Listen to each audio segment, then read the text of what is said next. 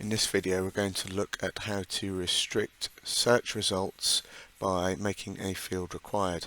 So we're just going to use our standard form here, and I'm going to go ahead edit that right now.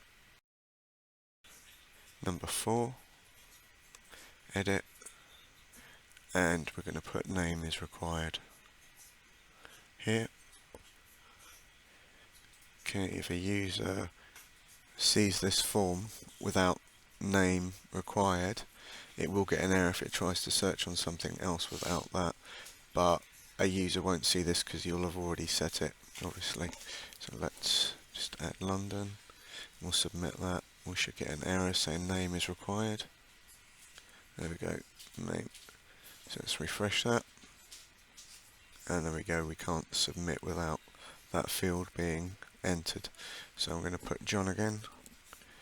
There we go. You may wonder why Peter J. Jones appears under John. It has got a score of 0, so it's a match that doesn't have any value. It's just because of the way our search is configured. So if we have a look here, we're searching on John. If we go into the database, we'll see that name is using the names thesaurus. So if we have a look at thesauruses, we've got the name thesaurus here, and we can see that John will match on Jonathan and John, J-O-N, and J-O-N is in Jones. We can change this behaviour to make sense. We'll just edit the search, number 4, and if we remove that thesaurus match, we'll see what different results we get. Reset John, and we'll see the results only include John. Another thing we can do is, if we want to use that thesaurus, we can change the minimum score of our search results to 1. So click edit, change that to 1, and get the same results as before but without Peter J. Jones. There we go. So it has to have John or J-O-N, so there's a match there. So these now match up according to what the search determines to be relevant, which includes entries from that thesaurus.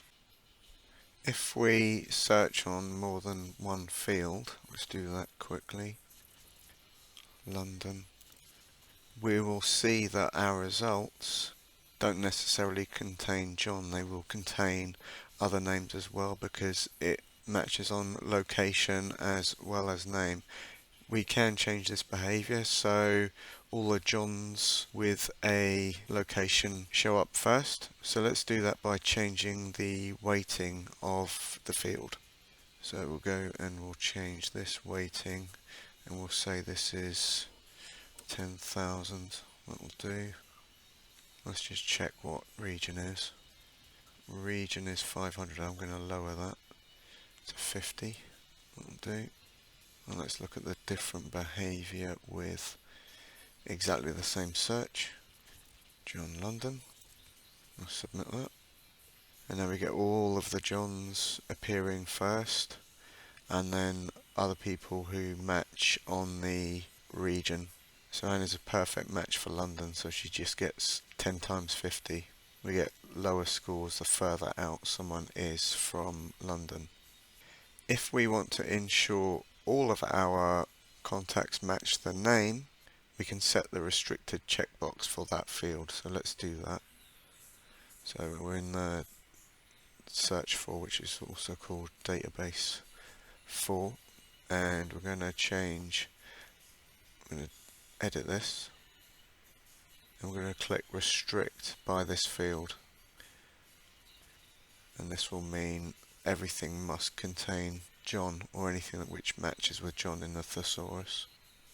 Let's reset this search and do exactly the same search. There we go.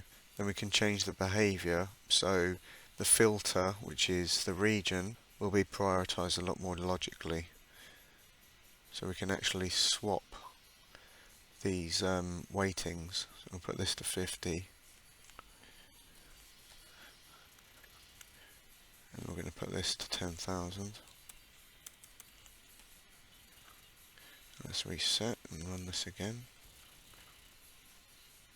And there we go, this makes a lot more sense now. So we've got John's, but the closer the John is to London, the higher the score it gets. Remember, you're setting up a search engine, and the search engine is configurable by you on the back end, not by the user on the front end.